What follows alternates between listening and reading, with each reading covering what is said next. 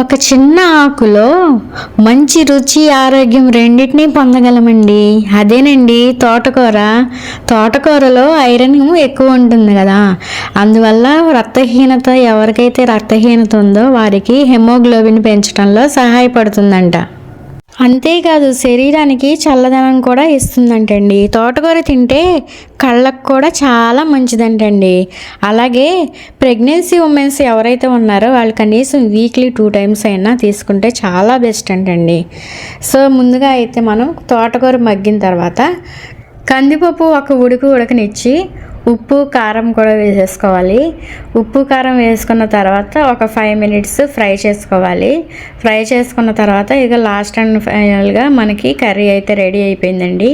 ఇది వేడి వేడి అన్నంలోకి, చపాతీలోకి, పుల్కాలోకి చాలా బాగుంటుందండి. ఒకసారి ట్రై చేసి మీరు కూడా చూడండి. మీకు నచ్చితే కనుక లైక్ చేయండి.